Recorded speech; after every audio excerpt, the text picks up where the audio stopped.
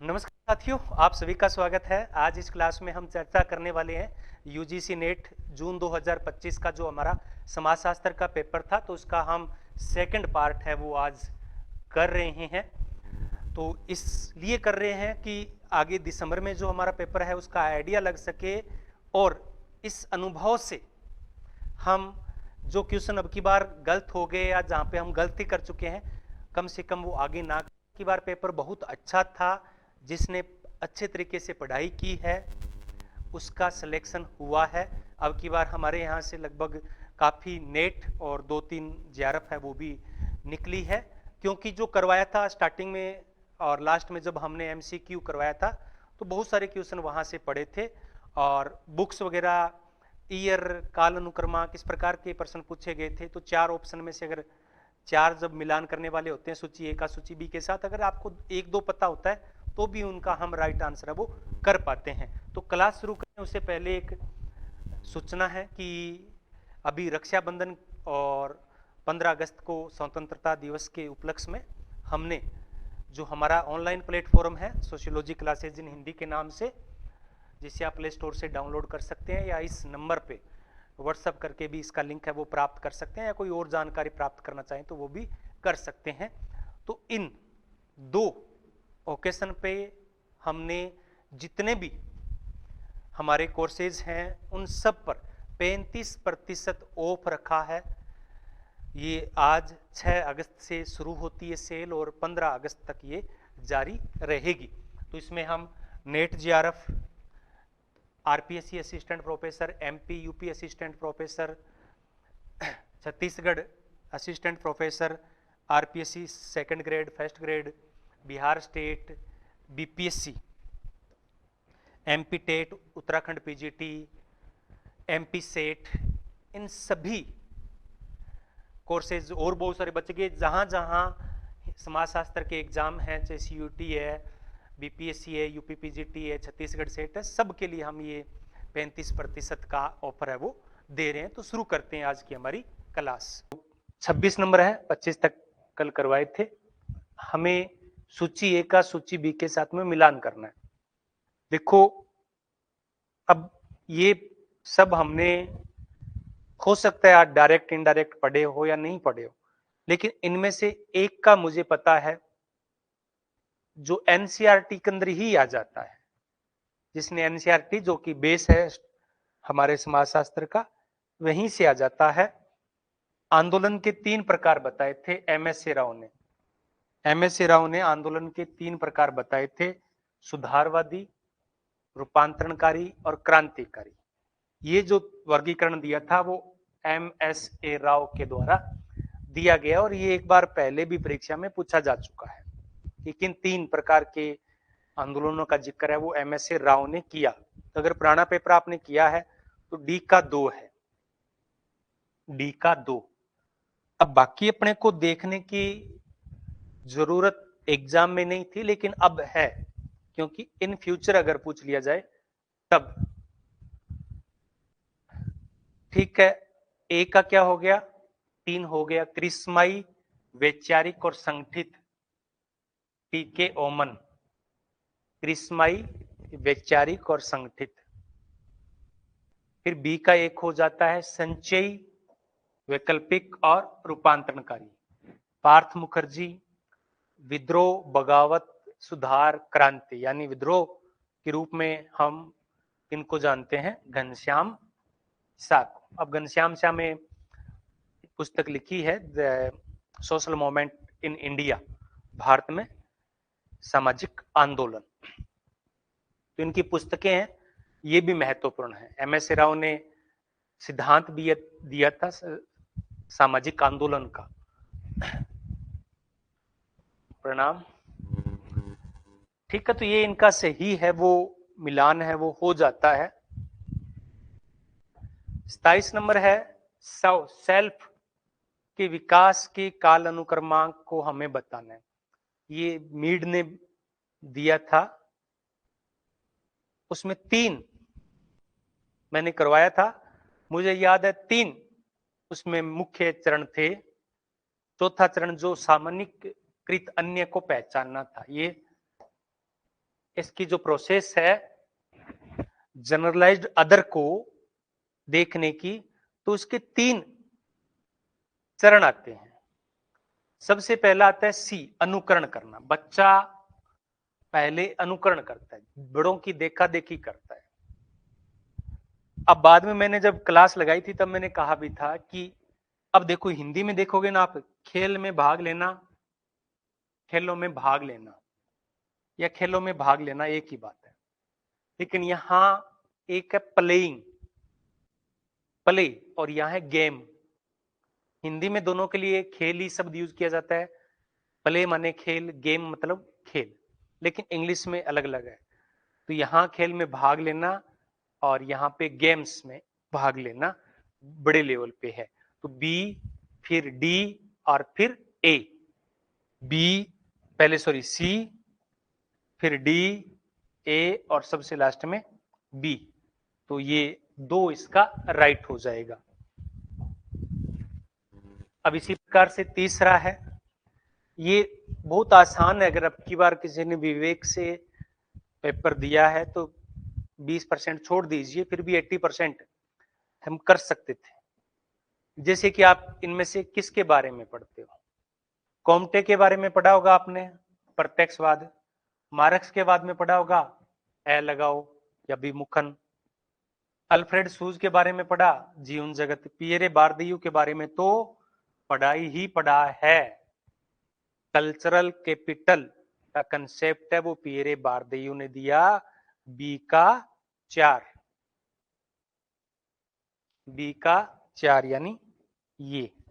तो ए इसका right answer हो जाता है।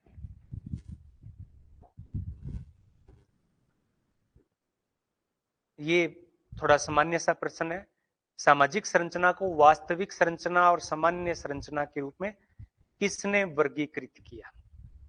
सामाजिक संरचना को वास्तविक संरचना और सामान्य संरचना के रूप में जो वर्गीकरण है वो किनके द्वारा दिया गया? ये कई बार परीक्षा में पूछा चुका है, रेडक्लिफ ब्राउन के द्वारा। किनके द्वारा?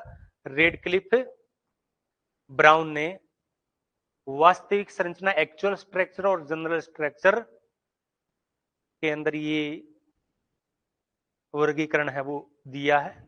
सामाजिक संरचना को 2 भागों में विभाजित किया है। अब है निम्नलिखित में से कौन सी विवाह प्रथाएं पारिवारिक संपत्ति और उत्तराधिकार अधिकारों की रक्षा के लिए की जाती है? उत्तराधिकार, जब हम शादी करेंगे तो शादी के अंदर पत्नी को है वो उत्तराधिकार मिलता है। अब बहुत आसान सा है, देखो लेवीरेट देवर विवाह है। अब विवाह होता है तो कोई पत्नी बनती है तो भाई की जो प्रॉपर्टी होती है या जो पति की प्रॉपर्टी होती है वो उसी परिवार में रह जाती है। ठीक है, तो ए होगा। ये कुवाड़ प्रथा या इसको बोल देते हैं केवाद या सहप्रसविता, सहप्रसविता, कुवेद, कुवेद भी लिखा आता है, कुवेद, जो कि खासी जनजाति के अंदर होती है, जिसमें जब पत्नी गर्भवती होती है तो पति भी, वो जब बच्चा पैदा होने वाला होता है तो उस प्रकार से उसका एक्ट है वो करता है। ठीक है, भ्रातर पॉलीगैंड्री, ये भी विवाह का एक प्रकार हो जाता है। और एक है पोर्टलेज प्रथा। तो पोर्टलेज प्रथा क्या होती है कि ये भारत में तो नहीं है, ये एक भोजन की प्रथा है या एक दिखावट की, सामाजिक दिखावे की प्रथा है, सामाजिक दिखावा। ये अपने को क्लियर पता है, एक कुवैत का और एक पोर्टलेज का। बाकी आपको नहीं पता तो भी चलेगा। कुवैत एक सहप्रसविता, कुवैत जिसको बोलते हैं कि पत्नी की परेशानी को समझने के लिए एक्ट करना, और पोर्टलेज होता है कि भोजन देना, दिखावा का करना, या एक प्रकार से गिफ्ट है, दावत देना और गिफ्ट ग्रहण करना, इस प्रकार से ये हो जाती है। तो बी और ई बी और ई ये नहीं है, बाकी ये ए बचता है ऑप्शन, तो ए इसका राइट ऑप्शन हो जाएगा। 30वें का ए हो जाएगा। ये दो प्रथाएं जो नहीं है, सोरल प्रथा होती है बहनों का विवाह एक ही पुरुष से होता है जिससे संपत्ति का सहकेंद्रण होता है।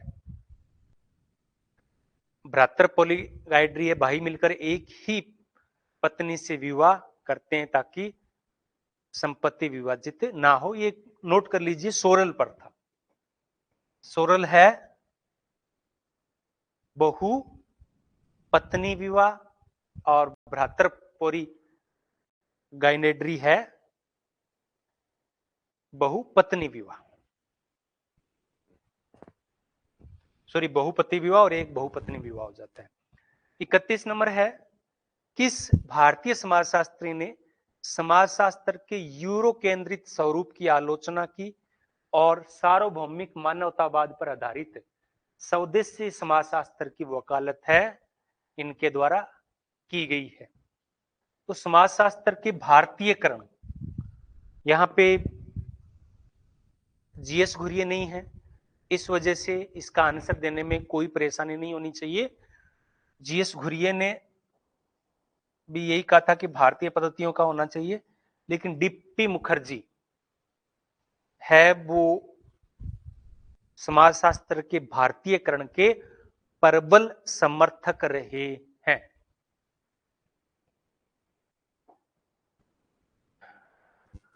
डीपी मुखर्जी है वो भारतीय समाजशास्त्र के प्रबल, इन्होंने कहा कि नहीं, भारतीय समाजशास्त्र को समझने के लिए भारतीय होना बहुत जरूरी है, इसलिए उन्होंने अपने आप को मार्क्सवादी नहीं कहा, मार्क्स शास्त्री कहा। आगे है 32 नंबर, निम्नलिखित संवैधानिक प्रावधानों को उनके काल अनुक्रमांक में क्रमबद्ध करना है। तो अब आपके इनके ईयर आपको पता होना चाहिए कि कौन सा किस ईयर में आया था। तो शिक्षा का अधिकार 2010 में आ गया था। ईडब्ल्यूएस ये 103वां संविधान संशोधन था जिसमें इकोनॉमिक जो बैकवर्ड क्लासेस थे या वीक क्लास थे, वीकर इकोनॉमिक वीकर सेक्शन थे, उनको, ये 20 सबसे लास्ट में, 20 सबसे लास्ट में, ये लेटेस्ट है, बी ही किया गया है। तो ये इसका राइट आंसर क्या हो जाएगा? 4 हो जाएगा।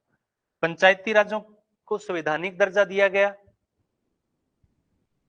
फिर उसके बाद में शिक्षा का अधिकार है वो 1 अप्रैल 2010 को लागू कर दिया गया था, बना पहले दिया गया था।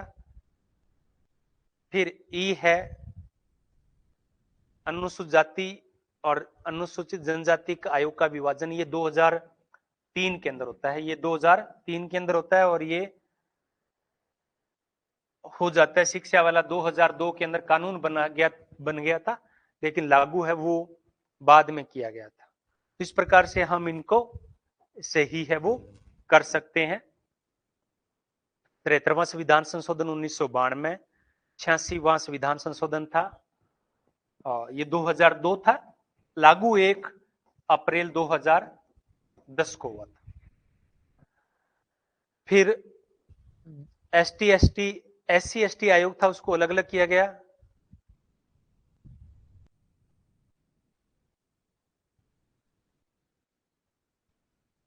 दो 2003 के अंदर पिछड़ा वर्ग आयोग को संवैधानिक दर्जा दिया गया 2018 के अंदर, और ईडब्ल्यूएस को 10% आरक्षण दिया गया 2019 के अंदर। ये 102वां संविधान संशोधन था और ये 103वां संविधान संशोधन था। तो ये नोट कर लीजिए आप अच्छे तरीके से, कौन सा संविधान संशोधन था। आगे था है कि निम्नलिखित में से कौन सा एंथनी गिडेंस के आधुनिकता सिद्धांत से संबंधित नहीं है? तो गिडेंस ने आधुनिकता के मुख्य रूप से 4 विशेषताओं का जिक्र किया था। तो उन्होंने दूरी समाप्त हो रही है का कहा था, विमूलीकरण, आत्म चिंतनशीलता यानी रिफ्लेक्सिविटी, जीवन जगत का उपनिवेशीकरण, जीवन जगत का उपनिवेशीकरण का जिक्र, इसका राइट आंसर क्या हो जाएगा? 2 हो जाएगा। जीवन जगत का उपनिवेशीकरण है वो, जीवन जगत का कंसेप्ट इनका है ही नहीं। जीवन जगत के कंसेप्ट में अन्य आ जाते हैं, अल्फ्रेड सूज आ जाते हैं, बारदयू भी कुछ कुछ हद तक करते हैं, डायरेक्ट नहीं करते हैं। हर्सल, हुर्सल पूरा नाम हेराल्ड हुर्सल है, शायद हेराल्ड नहीं है वो, एडमंड हर्सल, वो करते हैं। आगे है 34, फोर्डिज्म की विशेषताएं क्या है? फोर्डिज्म यानी फोर्डवाद, ये अमेरिका की कंपनी है फोर्ड, जिसकी गाड़ियां आती है, और इसके आधार पर ये है वो अवधारणा चली। उसके बाद में उत्तर फोर्डवाद, पोस्ट फोर्डिज्म भी आया था। तो दोनों के अंदर क्या अंतर है, ये भी आप देखोगे एनसीईआरटी के अंदर दिया हुआ है। तो एनसीईआरटी हमारा बेस बनता जा रहा है, तो कम से कम हमें उसका अच्छे तरीके से पता होना चाहिए। तो इसमें मानकीकृत कार्य प्रणालियों को अपनाना चाहिए। बी, जन श्रमिकों और नौकरशाह आधारित यूनियनों का इसमें उदय होता है। एकीकृत वार्ताओं की जगह विकेंद्रित, यहाँ पे विकेंद्रीकृत है वो पोस्ट फोर्डिज्म की बात है, उत्तर फोर्डवाद का कंसेप्ट है, फोर्डवाद का नहीं है। तो सी इसमें नहीं होगा। तो जहां जहां सी है उसको आप कट कर दीजिए। असंवेदनशील तकनीकों का उपयोग जैसे असेंबल लाइन, तो एक साथ ही बड़े पैमाने पे उत्पादन है वो इसकी विशेषता है। तो ये डी बी है इसका, तो ए बी और डी इसका राइट हो जाएगा 2। आगे है तो ई और सी है वो पोस्ट फोर्डिज्म यानी उत्तर फोर्डवाद की विशेषता है, ना कि फोर्डवाद की विशेषता। 35 नंबर है, सूची ए का सूची बी के साथ में मिलान करना है। तो इनमें से कोई ना कोई आपको पता ही होगा और इसके आधार पर हम इसको सही कर सकते हैं। पीटर मर्डोक ने परिवार के सार्वभौमिक सार्वत्रिक कार्यों का वर्णन किया है कि परिवार है वो हर जगह पाए जाते हैं और उनके कार्यों की बात भी है वो हर जगह की जाती है। इसके अलावा अगर आपने कुछ पढ़ा हो the runway world, politics of family या परिवार के मूलभूत प्रकार्य, तो अब ये टालकट पार्सन्स आ जाते हैं जिन्होंने परिवार के मूलभूत एवं अपरिहार्य का किया है। तो एक का 2 हो जाता है, एक का 2, बी का 1, बी का ए, तो 3 इसका राइट आंसर हो जाएगा। एडमंड लीच की पुस्तक है रनवे वर्ल्ड, नोट कर लीजिए, हो सकता है इन फ्यूचर आपको ये जरूर पूछा जाएगा किसी ना किसी एग्जाम के अंदर। और आर डी लिंक का है the politics of family, the politics of family, तो ये इनका सही है। वो मर्डोक ने सार्वभौमिक 4 प्रकार बताए, टालकट पार्सन्स ने परिवार को जो अपरिहार्य मानते हुए इसके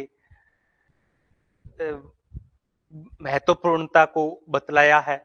लिंच की पुस्तक है रनवे वर्ल्ड, जिसमें आधुनिक परिवारों के विघटन पे बात करते हैं, और पॉलिटिक्स ऑफ द फैमिली में ले गए वो राजनीति और परिवार के बारे में चर्चा करते हैं। 36 नंबर है, पियरे बारदियू को निम्नलिखित रचनाओं को उनके काल अनुक्रमांक में अपने को बताना है। तो ये जब हम अच्छी तरीके से अगर पुस्तकें हमने पढ़ी है तब ही हम इनका आंसर दे पाते हैं, अन्यथा हम इनका आंसर वो नहीं दे पाते हैं। अगर इनकी बात करें तो सी distinction a social critique of judgement of taste, ये इनकी पहली पुस्तक है। तो 1 और 3 को तो हम कट कर देते हैं, 1 और 3 को तो हम कट कर देते हैं। फिर द लॉजिक ऑफ प्रैक्टिस आती है इनकी बी, तो यहां से भी अपना काम नहीं बनने वाला है। उसके बाद में इनकी पुस्तक आती है लैंग्वेज एंड सिंबॉलिक पावर ई, तो ये 4 भी कट हो जाएगा। फिर इन्विटेशन टू रिफ्लेक्सिव सोशियोलॉजी, और सबसे लास्ट में मास्कुलेशन डोमिनेशन। तो ये सारी बुक मैंने करवा रखी है, बस आपको इनको अच्छे तरीके से समझना है, ईयर भी याद करने, क्योंकि अब की बार एग्जाम में सबसे ज्यादा ईयर पूछे गए हैं, चाहे वो राइटर्स के हों, चाहे बुक्स के हों, चाहे कोई संविधान संशोधन है, कोई मूवमेंट्स हैं, कुछ भी है, सबसे ज्यादा महत्वपूर्ण ईयर है। तो ये इनके ईयर है, पहले 1979, फिर 1990 के अंदर द लॉजिक ऑफ प्रैक्टिस, फिर लैंग्वेज एंड सिंबॉलिक पावर 1991 के अंदर, 92 के अंदर इन्विटेशन टू रिफ्लेक्सिव सोशियोलॉजी, और 1998 के अंदर मस्कुलाइन डोमिनेशन। ये इनका सही क्रम है। आगे है इमाइल दुर्खिम ने अपने किस पुस्तक में गिल्ड समाजशास्त्र, गिल्ड सोशियोलॉजियम का दिया कंसेप्ट, तो ये दिया था इन्होंने professional ethics and civic morals में। Professional ethics and civic morals, ये क्या है कि जब हम दुर्खिम को पढ़ते हैं तो ये पुस्तक नहीं पढ़ पाते। क्यों नहीं पढ़ पाते हैं कि इनका जो निधन है वो बहुत पहले हो गया था, लगभग इनके निधन के 30 साल बाद में, लगभग 30 साल के बाद में ये इनके समर्थकों के द्वारा है वो पुस्तक लिखी गई थी। उनके जो लेख वगैरह थे उनको पुस्तक का रूप दिया गया था। तो इसलिए कई बार हम देखते हैं तो professional ethics and civil morals है वो दुर्खिम की पुस्तकों में नहीं काउंट होता है। तो इसमें उन्होंने औद्योगिक समाज में श्रम विभाजन के कारण को सामाजिक एकजुटता कमजोर होना इनमें माना है, और इस प्रकार से संगठित होने को इन्होंने गिल्ड समाजवाद के नाम से पुकारा है। विमेन्स इन डेवलपमेंट, ये भी मैंने करवा रखा है, एक विमेन्स इन डेवलपमेंट, एक विमेन्स वीआईडी, और जेंडर एंड वो है जीएडी, जेंडर एंड डेवलपमेंट है। इस प्रकार से ये 3 कंसेप्ट है जो मैंने करवा रखे हैं। विमेन इन डेवलपमेंट किस प्रकार के सैद्धांतिक दृष्टिकोण से संबंधित है, तो ये उदार आधुनिकीकरण सिद्धांत से संबंधित है। उदार आधुनिकीकरण सिद्धांत से संबंधित है कि विकास में महिलाओं का योगदान, तो ये उदारवादी दृष्टिकोण है वो हो जाता है। तो विमेन इन डेवलपमेंट 1970 के अंदर ये आया था। एक है जेंडर एंड डेवलपमेंट, वो संरचनात्मक असमत्व, क्योंकि जेंडर आ गया ना, विमेन और जेंडर में बहुत फर्क आ जाता है। विमेन्स है वो एक वर्ग को दर्शाता है, और जेंडर की जब हम बात करते हैं तो वो भेदभावों को दर्शाता है। दोनों यूज फीमेल के लिए ही किए जाते हैं। आगे है 39 नंबर, डेविड हेल्ड और उनके सहयोगियों ने वैश्वीकरण में पर होने वाली बहसों को 3 व्यापक धाराओं में कैसे वर्गीकृत किया है। तो हाइपो ग्लोबल नहीं किया है, हाइपर ग्लोबलाइजर किया है। क्या किया है? हाइपर किया है। तो ये 2 तो अपने यहीं कट हो जाते हैं, 2 तो अपने यहीं कट हो जाते हैं। फिर संदेहवादी और फिर हाइब्रिड का जिक्र इनके द्वारा नहीं किया गया, इनका जिक्र है वो किया गया है ट्रांसफॉर्मेनिस्ट, रूपांतरणवादी। तो बी इसका राइट आंसर हो जाएगा, BCE, BCE ग्लोबल ट्रांसफॉर्मेशन इनकी पुस्तक है जो 1999 में आई थी। या नोट कर लिया करें आप। तो हाइपर ग्लोबलाइजर, संदेहवादी और रूपांतरणवादी, इन 3 बहस पे इन्होंने चर्चा है वो की है। अब वही सूची ए का सूची बी के साथ में मिलान करना है, सूची ए का सूची बी के साथ में मिलान करना है। तो अब इनमें सबसे लास्ट में कौन सा है, सबसे लास्ट में कौन सा है? सबसे लास्ट है चंद्रयान 3 2023 के अंदर। सबसे लास्ट में कौन सा गया इनमें से? क्योंकि अंतरिक्ष विभाग की स्थापना तो बहुत पहले हो चुकी है, ये अंतरिक्ष संगठन समितियां हैं तो ये तो बहुत पहले से बन चुकी है। अब ये बनी है तभी तो चंद्रयान 3 हमने भेजा है, 1 भेजा, 2 भेजा, 3 भेजा। जो दक्षिण ध्रुव पर है वो गया था और ऐसा करने वाला भारत दुनिया का पहला देश बना था दक्षिण ध्रुव पे जाने वाला। तो डी का 2। अब ये कट कर दीजिए, ये कट कर दीजिए, ये कट कर दीजिए। अब ऐसे अगर और नहीं पता है, और नहीं पता है, तब भी हम इसका आंसर है वो कर सकते हैं। तो भारतीय राष्ट्रीय अंतरिक्ष अनुसंधान समिति 1962, भारतीय अंतरिक्ष अनुसंधान संगठन 1969, अंतरिक्ष विभाग 1972, ये इनका सही क्रम है, आप नोट कर लीजिए। जितनी हम मेहनत करेंगे उतना ही हमें बेनिफिट आगे आने वाले एग्जाम्स में मिलेगा।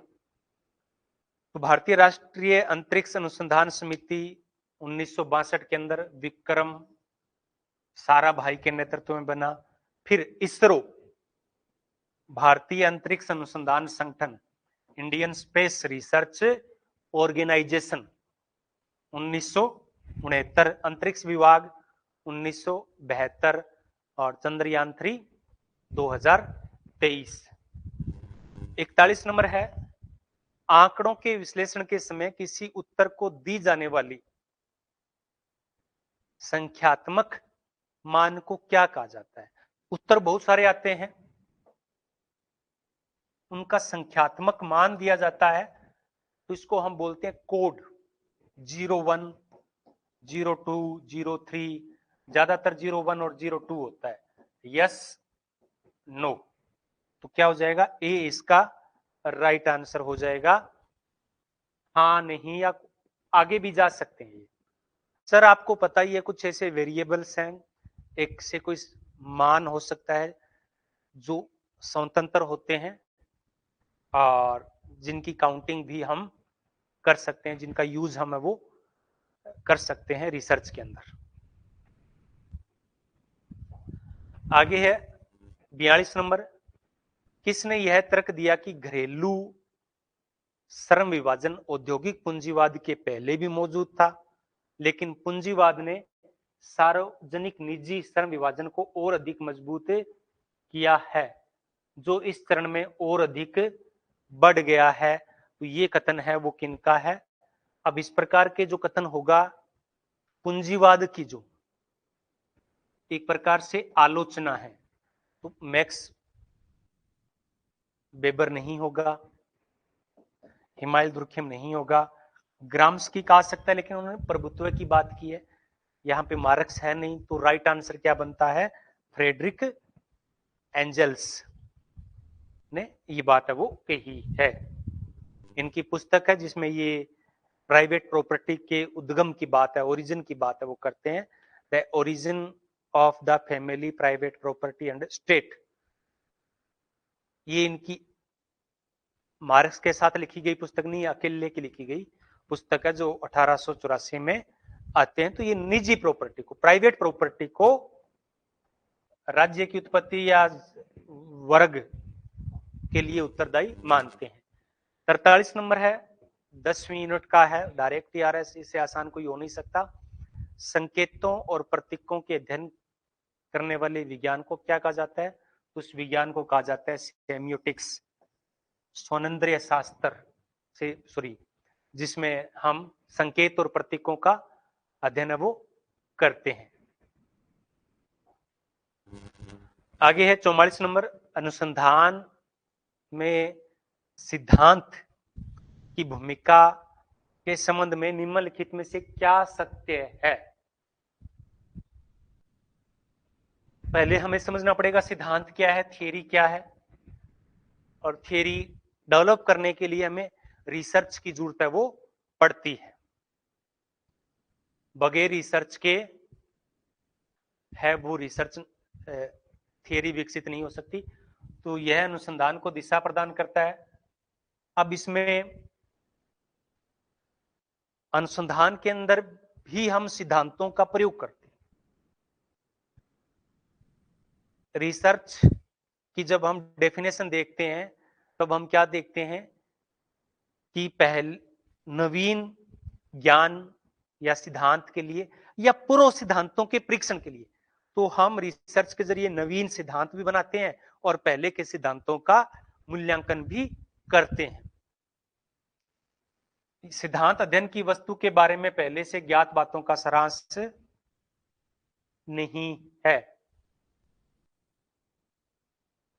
सारांश ही होता है। बी नहीं है सही। सिद्धांत ज्ञान में अंतराल को इंगित करता है। ए सही, सी सही, डी सिद्धांत तथ्यों की भविष्यवाणी कर सकता है और सिद्धांत आंकड़ों की अवधारणात्मक व्याख्या और वर्गीकरण करता है। तो बी को छोड़कर सारे सही है। तो क्या हो जाएगा, दो इसका राइट आंसर हो जाएगा। क्या हो जाएगा, दो इसका राइट आंसर हो जाएगा। आगे, ज्ञान का वह सिद्धांत जो उसकी विधि, वेदता और सही विश्वास और मत में अंतर करता है उसे क्या कहते हैं? ज्ञान का वह सिद्धांत जो उसकी विधि, वेदता और सही विश्वास और मत में अंतर करता है तो उसे क्या कहते हैं? तो उसे क्या कहते हैं? उसे ज्ञान मीमांसा कहते हैं। उसे क्या कहते हैं? ज्ञान मीमांसा कहते हैं, जिसे अनुभव के जरिए सिद्ध किया जाता है। मेथोडोलॉजी तो उस विधि को कहते हैं। एथनोमेथोडोलॉजी एक अलग प्रकार का हो जाता है और इसमें ज्ञान मीमांसा के अंदर ही हम अनुभववाद का अध्ययन कर देते हैं, लेकिन अनुभववाद केवल अनुभव के तक सीमित रहता है और ज्ञान मीमांसा है वो संपूर्ण ज्ञान का अध्ययन है, वो करता है। निम्नलिखित में से किसने इंडियन सोशलिस्ट नामक मासिक पत्रिका का संपादन है वो किया? तो ये स्टार्टिंग के अंदर किया था श्यामजी कृष्ण वर्मा। श्यामजी कृष्ण वर्मा ने इंडियन सोशियोलॉजिस्ट जो मासिक पत्रिका थी उसकी शुरुआत 1905 में की थी। कब की थी? 1905 में की थी, जिसमें इन्होंने हिंद स्वराज की बात की थी और ब्रिटिश शासन की आलोचना इसमें की गई थी। आगे, वह विशाल शहरी क्षेत्र जिसमें कई शहर उसके आसपास के उपनगर शामिल हो जाते हैं तो उसे क्या कहा जाता है? उसे कहा जाता है मेगालोपोलिस। क्या कहा जाता है? Megalopolis. Mega city, mega region, urban corridor, ये अलग अलग कंसेप्ट है, थोड़ा सा हमको देख लेते हैं। मेगालोपोलिस एक विशाल क्षेत्र होता है, उसका एक क्षेत्र होता है आसपास में उपनगरीय बस जाते हैं, जैसे दिल्ली हो गया, बंबई हो गया, कोलकाता, चेन्नई, इस प्रकार से। मेगा सिटी जो 10 लाख से अधिक आबादी वाला होता है। मेगा रीजन ये कई मेट्रोपोलियन क्षेत्रों का समूह होता है जो जुड़े हुए होते हैं, तो एक रीजन आ जाता है उसमें, पूरा का पूरा क्षेत्रीय फैलाव आ जाता है उसके अंदर। और अर्बन कॉरिडोर होता है दो शहरों के बीच में एक कॉरिडोर बना देना, तो उस रेल मार्ग से या सड़क मार्ग से शहर है वो विकसित हो जाते हैं। आगे है 48 नंबर, निम्नलिखित में से किसने भ्रातृक बहुपति विवाह की प्रथा अपनाई है? तो ये मैं बार बार जिक्र करता रहता हूं कि भ्रातृक बहुपति विवाह नायर जनजाति के अंदर होती है मुख्य रूप से, और टोडा जनजाति के अंदर भ्रातृक और अभ्रातृक दोनों पाई जाती है। तो टोडा यहाँ पे राइट आंसर हो जाएगा, टोडा जनजाति के अंदर ये होता है। आगे है, भारत के राजनीतिक इतिहास में घटित निम्नलिखित राजनीतिक और आर्थिक घटनाओं को उनके फिर वही काल अनुक्रमांक पूछा गया है अपने में से। तो अब आपको इसमें पता होना चाहिए कि सबसे पहले 1952 के अंदर सामुदायिक विकास कार्यक्रम है वो कम्युनिटी डेवलपमेंट प्रोग्राम स्टार्ट हुआ था 1952 में, सॉरी 51 में नहीं, 1952 के अंदर। तो सबसे पहले डी आ जाता है, तो ये दो तो काट दीजिए। उसके बाद में हरित क्रांति है वो 1966 का ईयर हो जाता है। बैंकों का राष्ट्रीयकरण 1969 हो जाता है।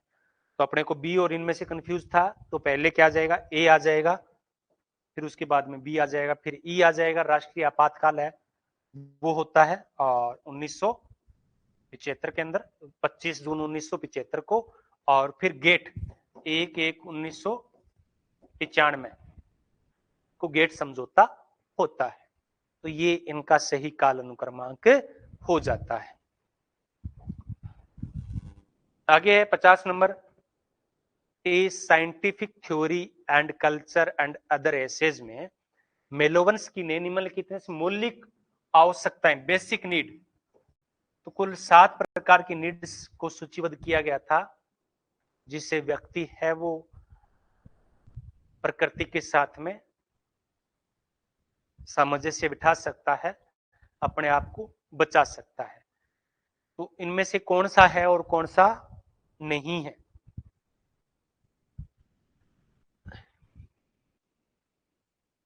उपापचय है, इस पे मैं अभी बात करूंगा। मेटाबॉलिज्म, शारीरिक आराम की बात इनके द्वारा की गई है।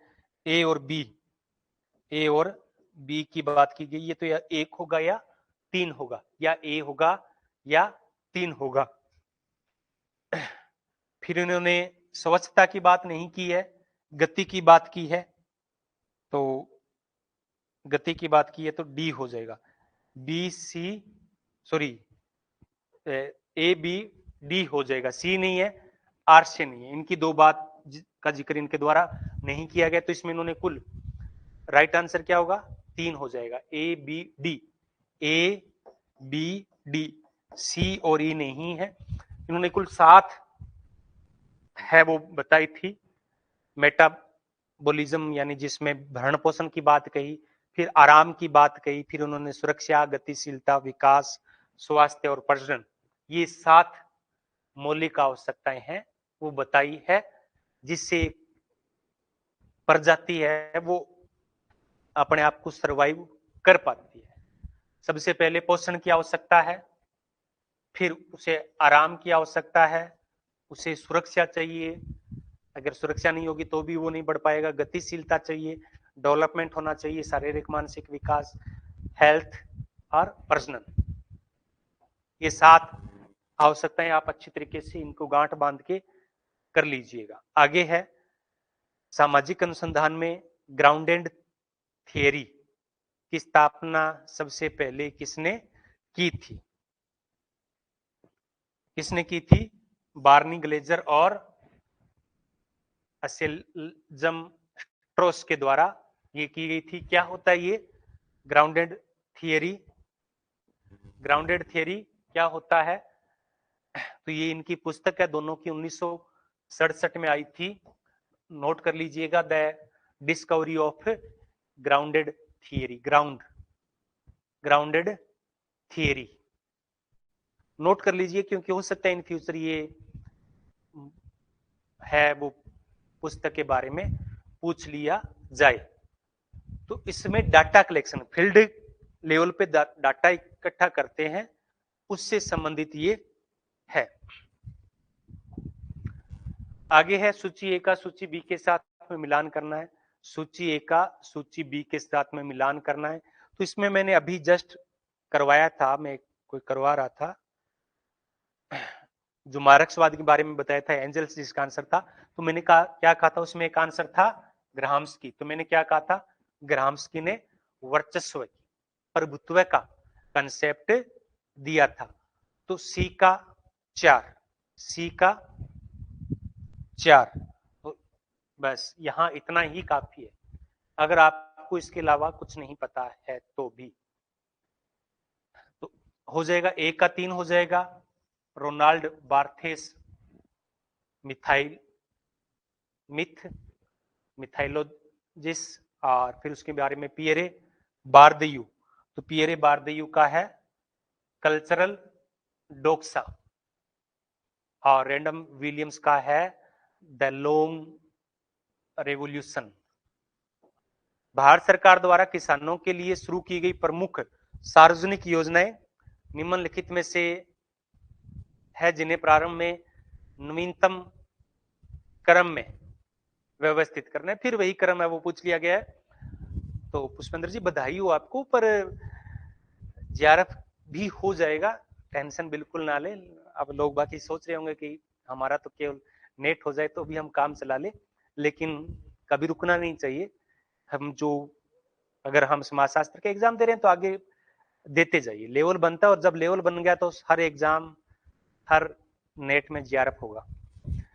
53 नंबर है भारत सरकार द्वारा किसानों के लिए शुरू की गई प्रमुख सार्वजनिक योजनाएं हैं, इनको सही क्रम में बताना है।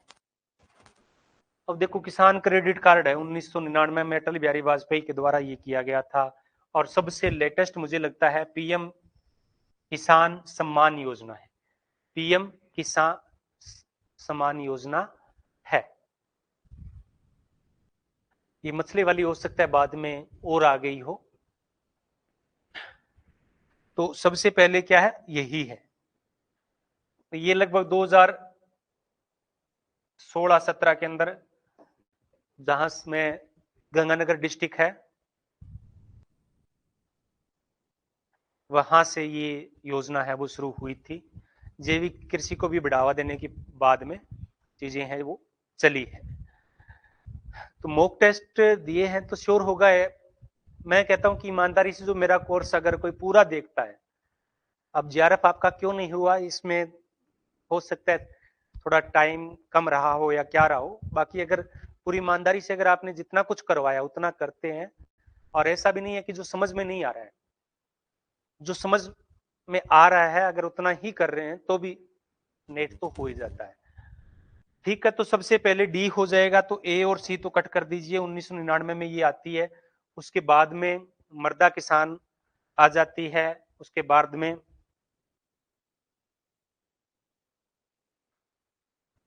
ये पीएम किसान योजना,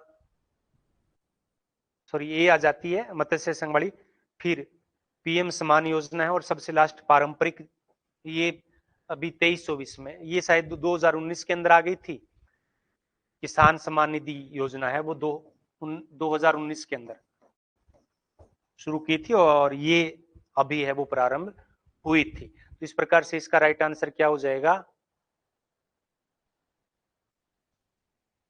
डी सबसे एक पे है, फिर सी है, डी एक नंबर पे, 2 नंबर पे सी है, फिर जैविक खेती वाला आएगा, फिर किसान सम्मान योजना है, और फिर सबसे लास्ट में है ये। तो इसका राइट आंसर क्या हो जाएगा, 53 का 4 हो जाएगा। क्या हो जाएगा, 4 या 3 है, तो देख लेते हैं एक बार। अभी मैं, ये नई योजनाएं हैं, इनमें थोड़ा सा कंफ्यूजन है। कृषि वाला है 1998 में, सॉरी, फिर स्वास्थ्य कार्ड योजना है, फिर कृषि विकास योजना, फिर पीएम सम्मान योजना 2019, और ये प्रधानमंत्री मत्स्य स्पर्धा, इसका मुझे बिल्कुल आइडिया नहीं था, ये 2020 में आई है। तो इनका सही क्रम है वो डी सी ई बी ए है।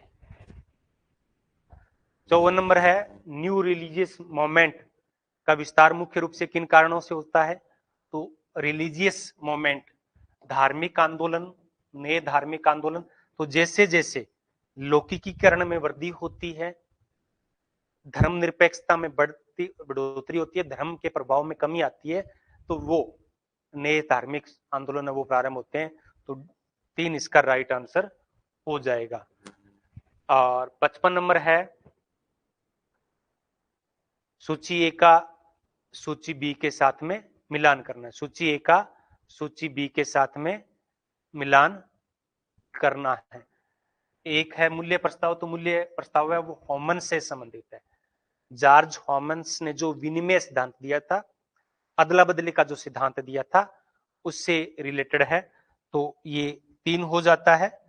फिर उसके बाद में अगर हम देखें प्रैक्टिस की बात करें तो प्रैक्टिस की बात है वो पियरे बार्दियू ने की है। अभी हमने इनकी पुस्तक पढ़ी थी तो ये हो जाएगा डी का 2। सहानुभूतिपूर्ण अंतर्दृष्टि है वो कुल्ले का हो जाता है और सी का 1 हो जाता है होमो सोशियोलॉजिक्स, ये जेम्स कोलमैन है। तो ये मूल्य प्रस्ताव है जो जॉर्ज हॉमन्स का है।